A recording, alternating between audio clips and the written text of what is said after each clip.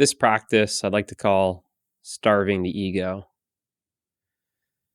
And it's mainly understanding the mechanism of the mind.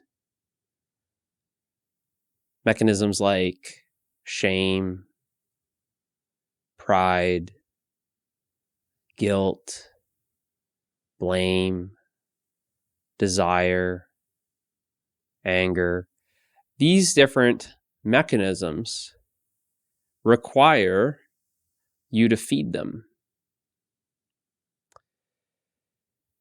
So it's removing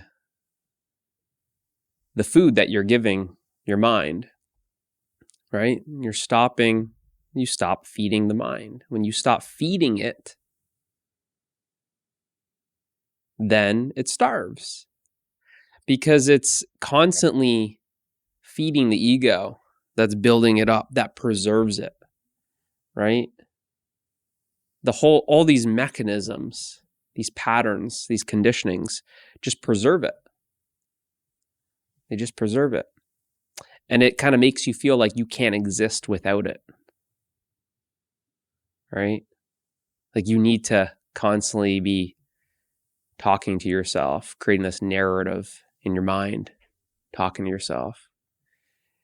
And it's almost like it's got you hypnotized where you feel like you can't exist without that narrative running. But you have to realize that that narrative can't exist without you. You are superior to that narrative. You are the life of that narrative, not the other way around. The narrative is dependent on you. You aren't dependent on the narrative. So when we start seeing these mechanisms of the mind, let's take pride, for example, right? Pride can quickly turn into arrogance, thinking that you're better than other people, right? Building yourself up, building that pride, patting yourself on the back. I did it. I did it. I'm so good. I'm better than the other. Let me give myself, what can I climb the rank and create more status for myself, climb the status ladder. I'm going to need to collect more things, right? It's always about building up. It's a building up. It's that ego's getting fat. Keep feeding it. More titles, more labels, more specialness. Ego loves the specialness. So starving it looks a lot like not trying to be so special. Being okay with just being ordinary. Starving it is a lot like not putting so much worth and value on labels that come after your name, initials that come after your name, titles that go at the bottom of your email signature, all the accolades, all the trophies. When there's so much value on that stuff, when there's this sense of worth, that's building it up. So when you starve it all of all that stuff, then you're cutting off the food supply. You stop feeding it. So then it starts starving and it starts feeling like it starts shrinking. But you're still okay. Like I said, is you exist beyond thought. All those thoughts, trying to be better than someone, feeling guilty, shaming yourself, creating all these desires, feeling jealous of others, anger, blaming. All of these are mechanisms, and once you start seeing them as awareness, you start seeing them for what they are, then you stop feeding the mind with that. Because you're cutting off the supply, the food supply. So then it just starts starving. And when it's starving, it becomes not so powerful. At the start, it feels like when people say, oh, my mind's got a grip on me. My mind is so powerful. How can I overcome my mind? Right? You're feeding that thing like 10 times a day. You're training it. It's getting big and strong. It's working out twice a day. It's jacked. That's why it feels so powerful. Right? So you're giving your mind like personal training sessions all the time. That ego's on steroids. Right? Cut it off. Stop training it. Stop feeding it. It weakens that way.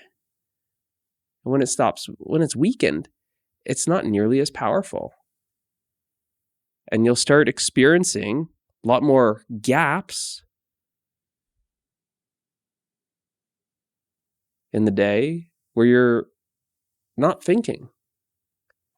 And then it becomes very obvious that yes, you can totally exist without thought. Therefore, you must be beyond thought.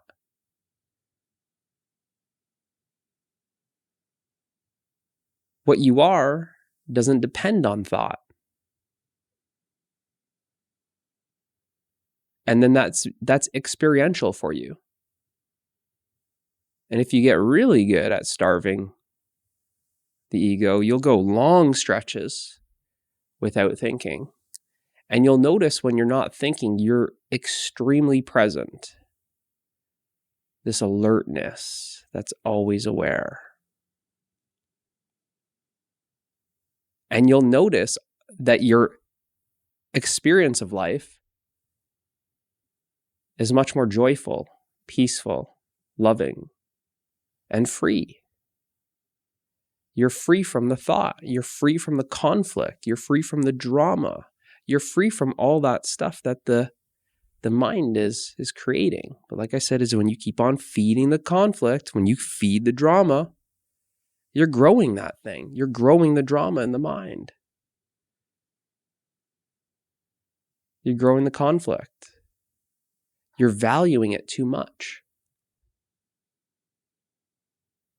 So at the start, it's difficult because when that thing's big, obviously metaphorically speaking here, but when it feels big and strong and powerful, you don't even know those gaps, those thoughtless gaps.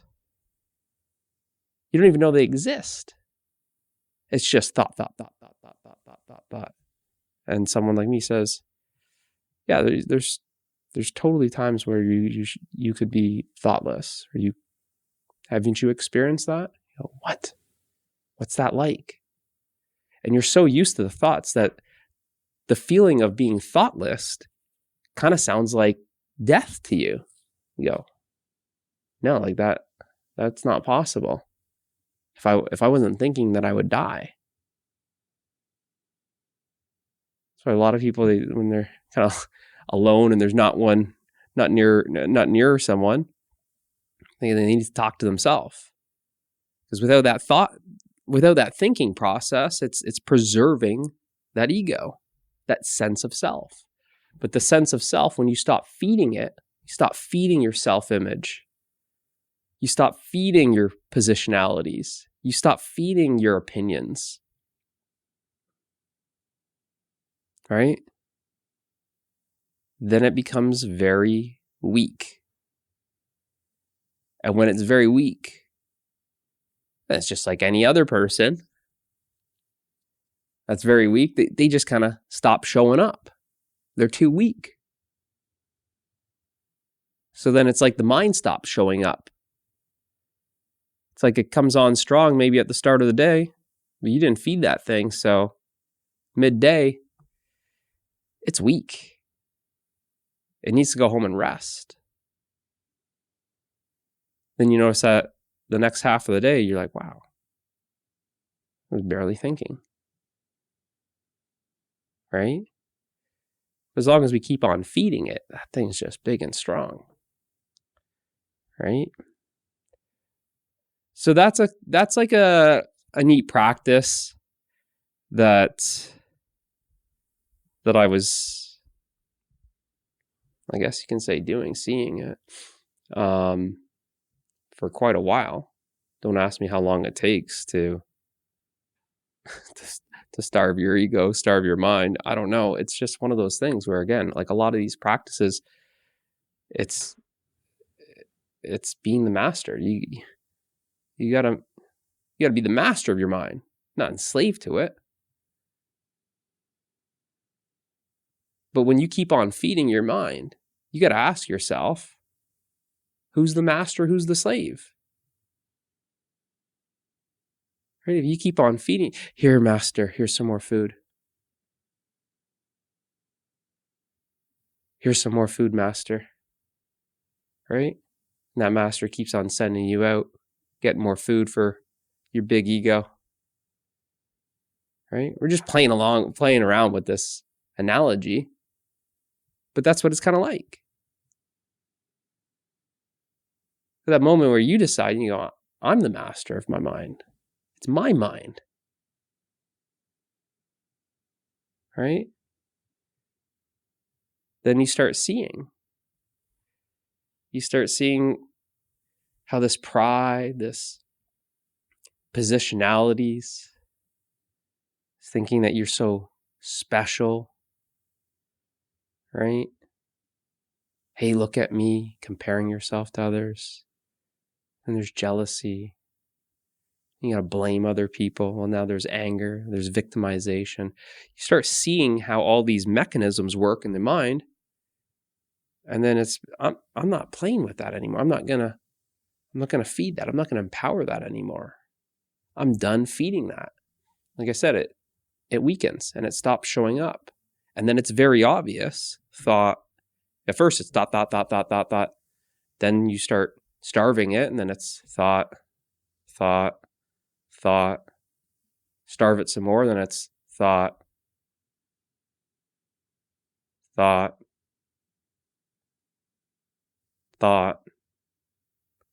Then it's very obvious that without the thoughts, you are still there. The you is awareness. That's what's fundamental. Existential is you're existing with or without thoughts. And you notice that without the thoughts, you're just enjoying the happiness that you are, the peace that you are, the love that you are, the freedom that you are. It's like you're tasting your true self.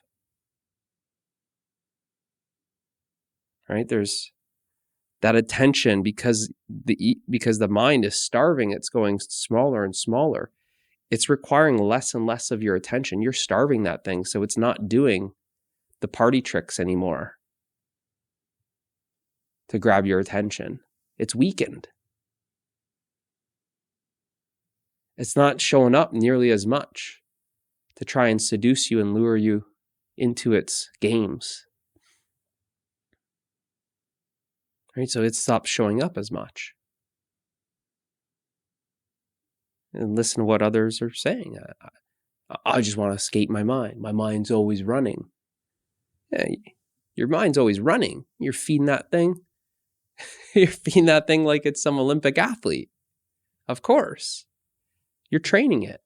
It's always running. It's on the treadmill. You keep on feeding it. Right? So when you see it like that, and you can start starving it, then you start noticing that it feels like it doesn't really have so much of a grip on you anymore. It feels like it's not showing up. It feels like it's not so powerful in pulling you into it. Which at the same time, simultaneously, it becomes more obvious that you are existing as that background awareness that's aware. Oh, the mind was pretty chatty this morning, and then it's like it got tired and it went home. Yet that background awareness is still there, fully present. And it realizes that when that sense of self, that I thought, the me, the mine, is not present, there's happiness. when the thought of who you think you are is not there. It's me, all this selfish thinking, and then it gets tired, and then it stops showing. When that selfish, the me, the mind, the I, that egoic thought stops showing up, so it's not there anymore, the experience is it's happiness, it's peace, it's love, it's freedom. So it's just something to practice, is just when you start seeing it, again, just treat it like a game. You don't want to make enemies with your mind. As much as I'm saying master and slave and this thing is getting all jacked up, it's not to go to war with your mind, because anything in life that you fight just makes it stronger. So if you try and fight your mind, you're going to make your mind stronger. Anything in life that you resist, it's going to persist. So anything that you're resisting, right? If you're resisting the mind like that, then it's only going to make it stronger. It's only going to make it persist. It's going to only be a problem for you, right? But it's, as awareness, you're aware of it. It's a higher intelligence, right? It's like it's a higher perspective. You can see the moves, and by watching your mind enough, you can see. It's like, every day he goes there, and then at nighttime he goes there, right? And you can see this is a pattern every day. It's kind of like how, like, when hunters are tracking animals and stuff, right? They observe the animals, patterns.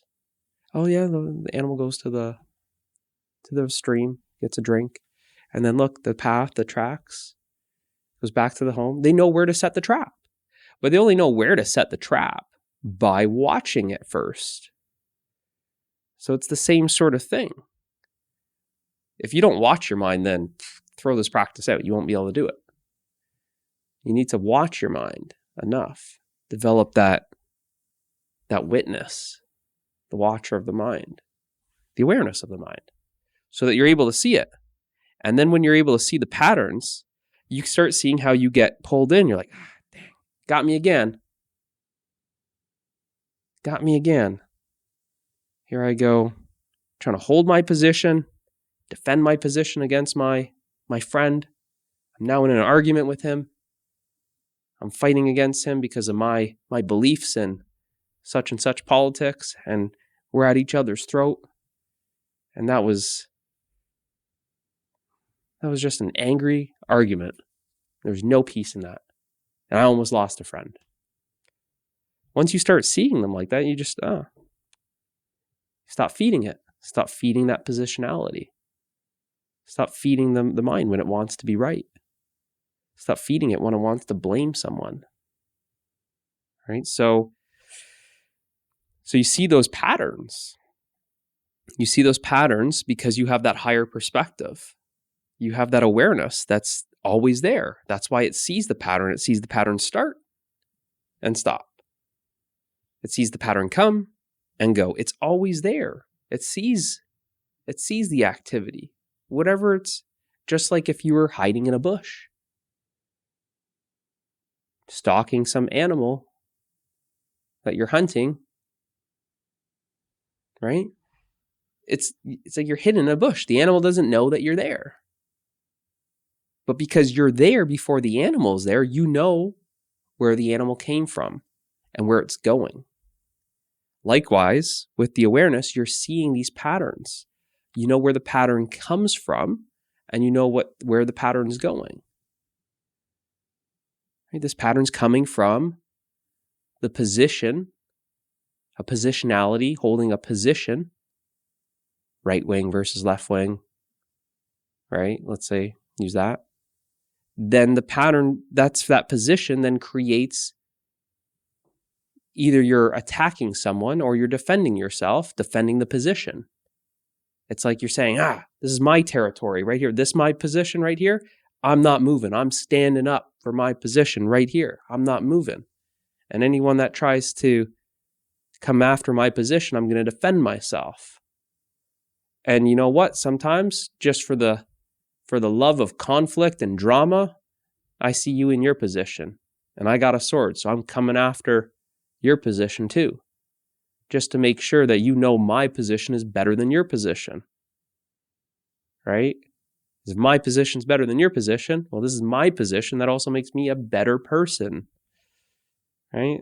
I said, it's pride, this arrogance, so close related, right? So then you start seeing that I don't want to feed that positionality anymore, because that's always the result of that is always an argument.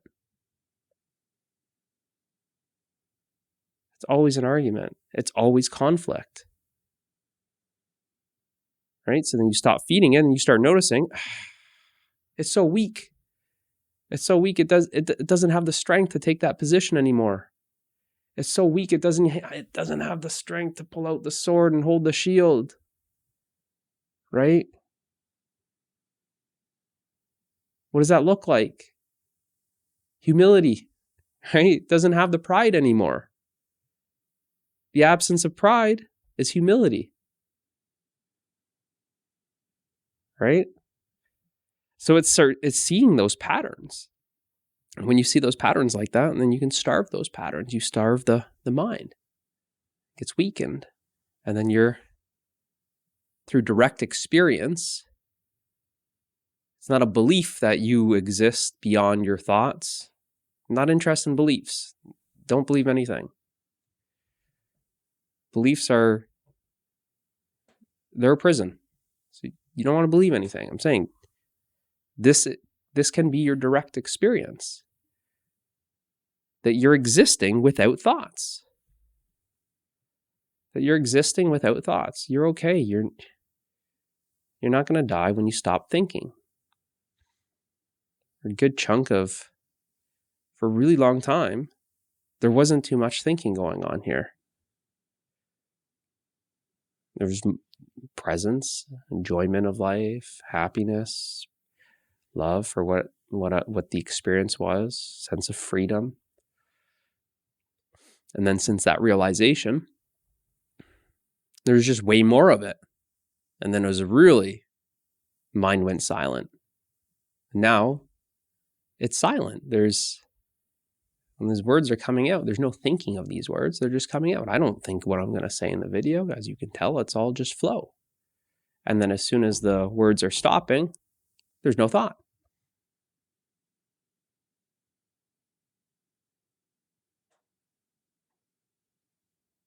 Nothing going on up there. There's nothing. I'm still existing, and it's pleasant. It's just peaceful. Right? But I don't want you to take my word for it. Practice this, and you'll start noticing that there's going to be more spaces in between those thoughts. If you've got a really steady narrative, really a story that you love writing, creating, just to entertain yourself, then you'll start seeing. You don't feed the story, right? Take away the pen from the author. You're the author. You're writing that story. You're bringing that story everywhere you go. Right? When you introduce yourself, hey, I'm so-and-so and blah, blah, and you give them your past, right? It's like a big resume, right? When people apply for a job, so here's what I've done. This is a big story, right? Who are you without your story? Can you exist without your story?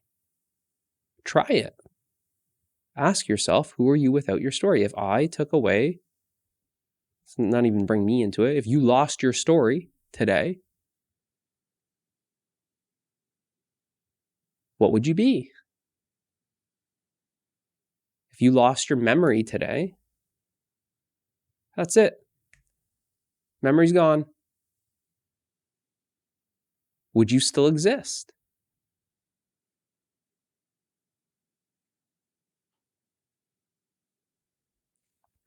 So starving the mind is going to open up more chunks, call them chunks or blocks or gaps, spaces in between thoughts, where then you'll feel that presence kind of feel like they're like pockets of presence, pockets of awarenesses. Not awarenesses, pockets of awareness. And at the start, because there's so much thoughts, it feels like that awareness is so seldom or